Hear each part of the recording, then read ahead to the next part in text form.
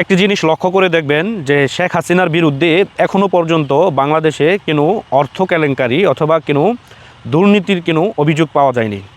এখন এটি কৌতূহলবশত মানে আমার কেন জানি মনে হচ্ছে যে উনি তো বাংলাদেশ থেকে চলে গেছেন প্রায় অনেক দিন হয়।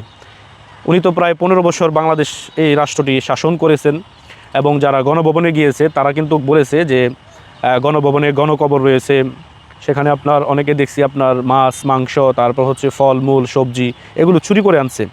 কিন্তু উনি যে একটি রাষ্ট্রপ্রধান ছিলেন বা এতদিন রাষ্ট্র পরিচালনা করেছেন, একজন প্রধানমন্ত্রীর বাসভবন থেকে গিয়ে মানুষ কিন্তু কোটি কোটি টাকা ওখান থেকে উদ্ধার করে আনতে পারেনি বা কোটি কোটি টাকাও কিন্তু সেখানে পায়নি। এখনও পর্যন্ত ওনার বিরুদ্ধে কিন্তু দুর্নীতির একটি অভিযোগ আপনার সত্য বলে কিন্তু প্রমাণ করতে পারেনি।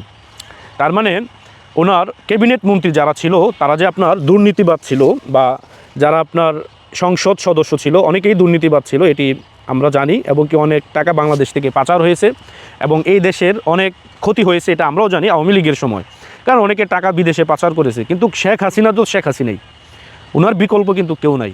কারণ উনি এই আপনার দুর্নীতির লাগাম টেনে ধরার জন্য যেই প্রচেষ্টা উনি চালিয়ে গিয়েছিলেন, কিন্তু সেই প্রচেষ্টা উনি কন্টিনিউ করতে পারেনি। যদি এটা কন্টিনিউ করতে পারতো তাহলে কিন্তু এদেশ থেকে অনেকটাই দুর্নীতি আপনার আমার মনে হয় কমে আসতো। আর দুর্নীতি হয় না যেরকম না, যে কোনো দলই আপনার বাংলাদেশে ক্ষমতায় আসুক তারা ছিটে ফোটা যে কোনো একটা না একটা দুর্নীতি তারা করবেই, এটাই স্বাভাবিক, এবং কি তারা অবৈধ পন্থায় টাকা ইনকাম করার চেষ্টা করবে। কিন্তু শেখ হাসিনার বিরুদ্ধে যে এখনও পর্যন্ত কোনো অভিযোগ পাওয়া যায়নি বা অভিযোগ টিকাইতে পারেনি, এটা কিন্তু শেখ হাসিনার জন্য ভালো একটি লক্ষণ, বা আগামীর প্রজন্ম সেটি জানতেও পারবে। আর ওনার ক্যাবিনেটে যে অনেকে আপনার চুরি এবং কি আপনার বাংলাদেশ থেকে অর্থ পাচার করে নিয়ে গেছে, এটা অসত্যের কিছু না, এটি সত্য একটি বিষয়। কিন্তু তাদেরকেও যে লাগাম টেনে ধরার একটি চেষ্টা করেছেন এগুলো কিন্তু বাংলার মানুষ দেখেছেন, কিন্তু উনি সেই সময়টি পায়নি। তো যাই হোক, আমি মনে করি যে শেখ হাসিনার এটি বড় একটি প্লাস পয়েন্ট তার জন্য, এবং কি ওনার যে কোনো দুর্নীতির বড় ধরনের কোনো অভিযোগ পায়নি বা প্রমাণ করতে পারেনি। যদিও বলা হয়েছে রূপপুর পারমাণবিক বিদ্যুৎ কেন্দ্র থেকে আপনার টাকা করা হয়েছে, যদিও সেটি রাশি আপনার নাকচ করে দিয়েছে। হয়তো আরও অনেক দুর্নীতির অভিযোগ আনা হয়েছিল, কিন্তু এগুলো এখনও কিন্তু সত্য হিসেবে প্রমাণিত হয়নি বা জাতি এখনও সেটি বিশ্বাসও করেনি।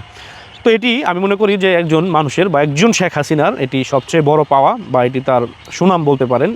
কারণ রাজনীতি জীবনে মানুষের ভুলভ্রান্তি থাকতেই পারে, শেখ হাসিনারও যে ভুল নাই এটা আমরা বলবো না। রাষ্ট্র পরিচালনা করার ক্ষেত্রে ভুলভ্রান্তি অবশ্যই হতে পারে, কিন্তু এগুলো হচ্ছে জনগণ যদি স্যাক্রিফাইস করে বা জনগণ যদি করে তাকে চায়, তাহলে কিন্তু এগুলো কোনো বিষয় না, যদি তাকে মানুষ আবারও ক্ষমতায় দেখতে চায়।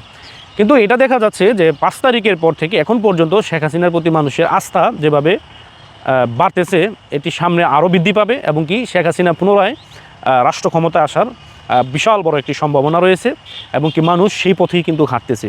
এটা আসলে বেশি দিন নাই, আমার মনে হচ্ছে যে এই পরিস্থিতিতে মনে হয় বাংলাদেশ চলে যাচ্ছে, এবং কি দ্রুত সময় হয়তো এটার একটি ফলাফল শেখ হাসিনা পেতে যাচ্ছে বলে আমার মনে হচ্ছে।